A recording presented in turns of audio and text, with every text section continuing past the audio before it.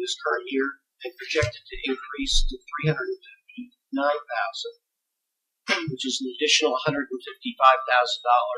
this year. Well, first, could you tell me what an educational trainer is? They specialize in the type of behavior training, ABA, is referred to, for autistic children.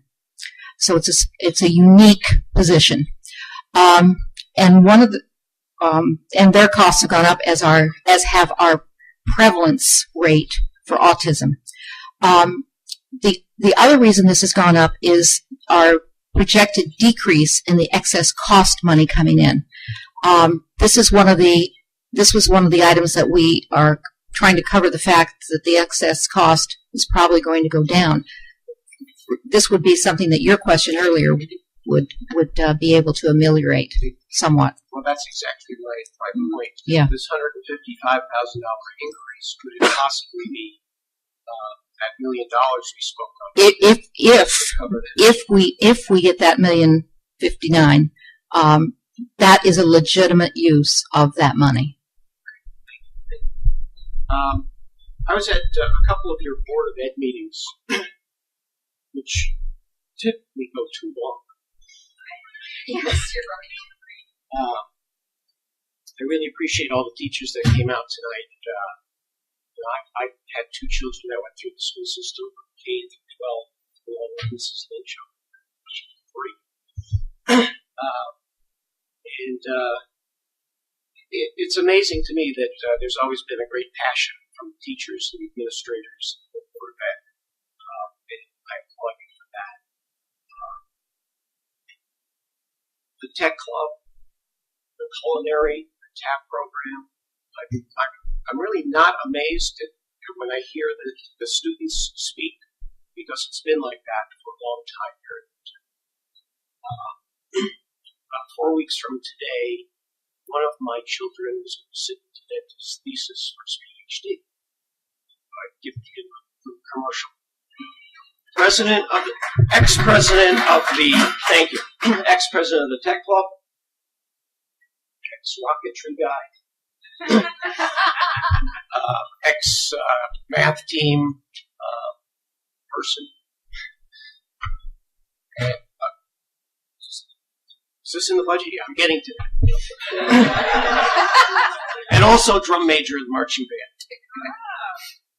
So, it doesn't surprise me that all of you guys are here, and, it just shows the type of support that you're giving our kids, and that's terrific.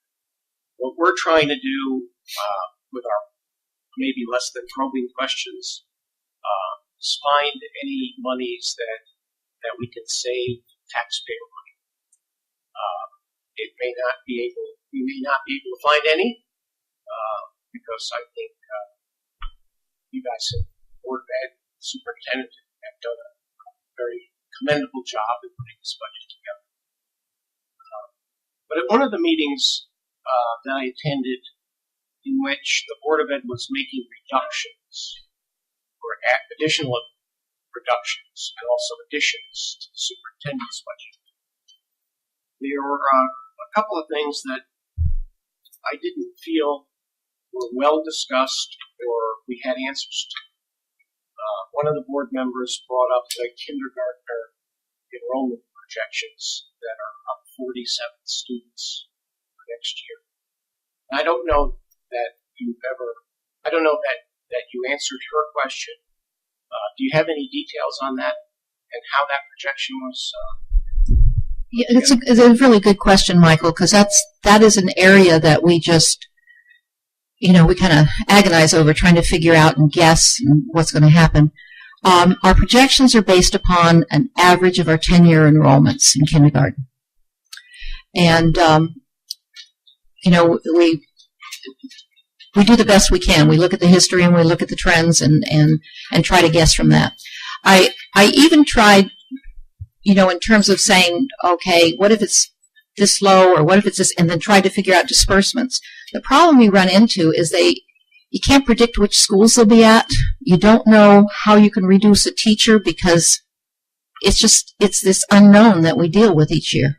And so that is an area that we just don't have a lot of answers to. I have to be perfectly frank with you.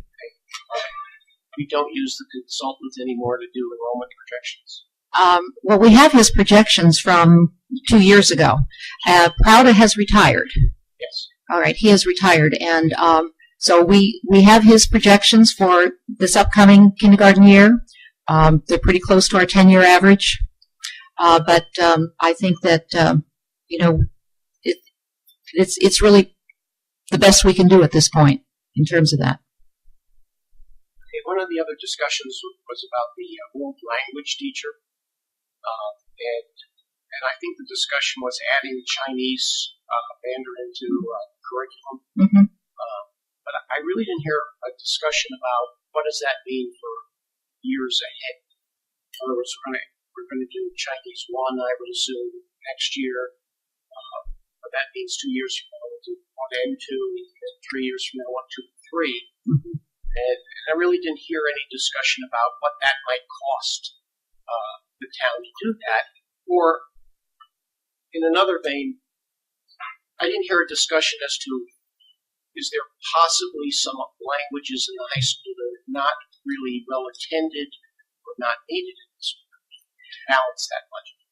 Also a very, very good question.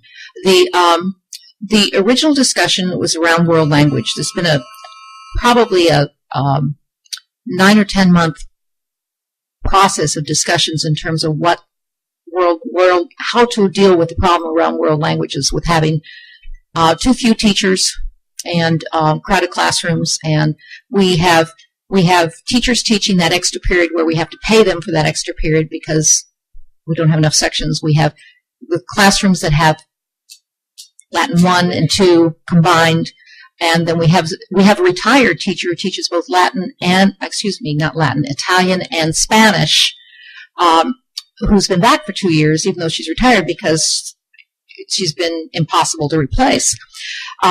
So we've been discussing what do we do about the world languages, and it was concluded that we need a new teacher. We need another teacher. And then the next discussion was, what does that look like? And because, for a couple of reasons, we believe that Chinese is the best way to go. It will help relieve some of our congestion problems in the other languages. Secondly, we have a number of students, an incredible number of students who have expressed interest in this. Part of that may be because we have the sister school project going on, which I think is something we definitely want to continue. And an interesting statistic, at Yale, 1 out of 6 students either speaks or is taking Chinese. And so we thought this was the time to since we had to have a language teacher, this might be the time to go there.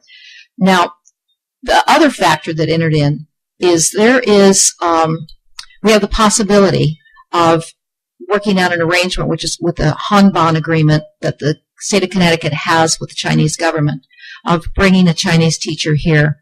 It would be less. It would be partially funded by the Chinese government, so it would save us money. That, I have to admit, that entered into the decision too. So it would be less expensive for us to offer Chinese, as long as we had a host family be willing to have this visitor in their home. So we're pursuing it for a multitude of reasons. To go back to your question of, is there a language that we could phase out? Not something that you can do immediately. If we start to see, and we've seen in one language, which is French, that we don't have as many students taking as the other languages, but you can't just stop a language. It's something you have to begin to phase out. So we certainly are. That's a discussion we're having right now in terms of, is that going to continue to carry enough students and so forth? But we wouldn't just stop a language just dead in its tracks. We would take a 3 or 4 year plan to do so.